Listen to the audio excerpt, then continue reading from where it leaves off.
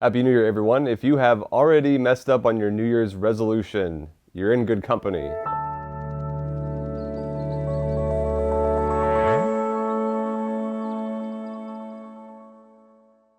It's a new year. You may have set goals. You may not have set any goals. That's fine too. A new exercise regimen, a new prayer routine, whatever task or goal we've wanted to take on. And there's that moment where we don't meet expectations, where we drop the ball, we miss a day. And then it's the question of how do we respond to that? Well, many of us have a perfectionist streak in us where if I don't do it perfect, I don't want to do it. If I've screwed it up, then I might as well stop. Sometimes we have no problem starting something, it's finishing it that is the issue. And again, if we start something on New Year's Day and then 6, 8 days in, maybe 2 days in, we fall short. It's just so tempting to throw in the towel because I didn't do it right. And that's the wrong attitude to have, whether it's in any kind of earthly goals we're setting as well as in the spiritual life. So again, maybe it was fitness, maybe it was you're trying to do the Bible in a year. Maybe you're trying to do that with Father Mike Schmitz on his brand new podcast, which is pretty awesome. Maybe, again, it's in virtue. Maybe it's in I'm trying to stop gossiping. You look at my phone less. I'm trying to live the chaste life. It's tempting for us to give up as soon as we miss the mark, as soon as we fall short. It's the wrong attitude to have. For years, I've been blessed to do pornography ministry with young men who, again, have been wounded from an early age, 8, 9, 10, and with pornography on the internet and trying to get it out of their lives. A guy that I taught with would always use the metaphor of climbing up a mountain. And we think sometimes when we fall, we are sliding all the way back to the bottom. And it definitely feels that way. We definitely can feel shame. We definitely can feel like I fell short of my goal. And so, but he would always say, no, you need to look at it as you've had a setback, you've slid a little bit down the mountain, you haven't started at square one. You've already made certain progress, whether that's a day, 7 days, a month, and you have to say, okay, I had a setback and get back on it. In that shame, we need to also be aware of running to the Lord, turning to the Lord. Father Mike has a great video on praying when we're in a state of sin, a state of mortal sin, and we feel like, oh, I've screwed up, might as well just keep screwing up. Wrong attitude to have. Then you're actually going backwards. Then you're definitely having setbacks. In humility, I think we have to know ourselves. We have to know our fallenness. And maybe we need to even give ourselves the pep talk. I am going to fail.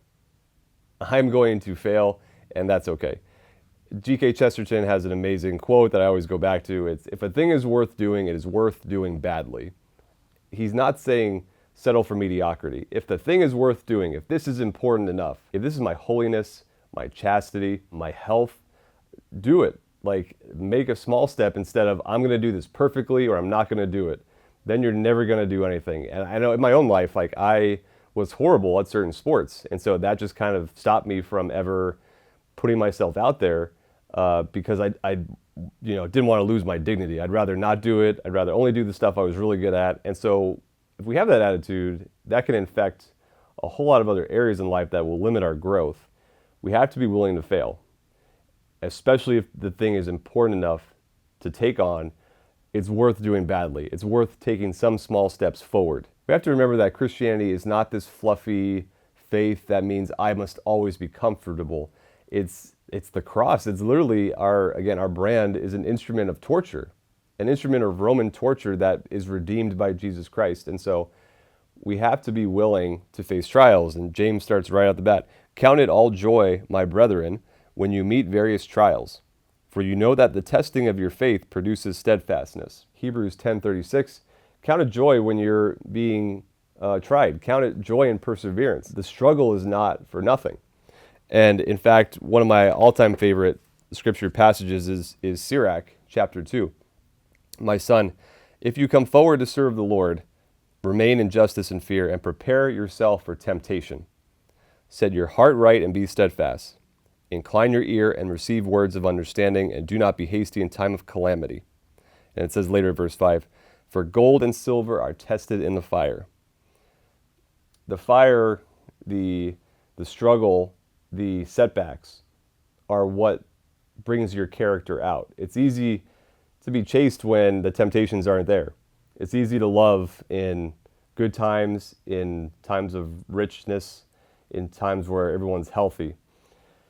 When love is put to the test, that's when it's tried, when you realize if this is true love or not. When the temptations are flying, again, to gossip, to tear each other down, to lust, to anger, that's when we are growing. That's when we call upon the Lord and ask for his grace, we will continue growing. It's not a time to throw in the towel, and if we experience a setback, it's not a time to just stay down. And we love the stories of people that are not infallible, but that they are broken, that they do fail, and yet they pick themselves up and keep going. You know, you think of Rocky, you think of Frodo, you think of Batman, characters that are not invincible. They all experience moments of setbacks, moments where they're broken, moments where they're just tried to the point of exhaustion, and yet they keep going. We love the characters that dig deep, that find the resolve to keep going. And as Christians, we know it's not just by our own bootstraps. We have a God who, in him we live, move, and have our being. And to not beat ourselves up over setbacks, but to get back up and get going with the grace of God. So wherever you're at in this new year, if you set a resolution or not, if you're going strong or you've fallen short, know that you are loved by the Lord and that he is cheering you on with all the angels and saints. If it's worth doing, do it badly. And Happy New Year. From all of us at Ascension Presents, God bless.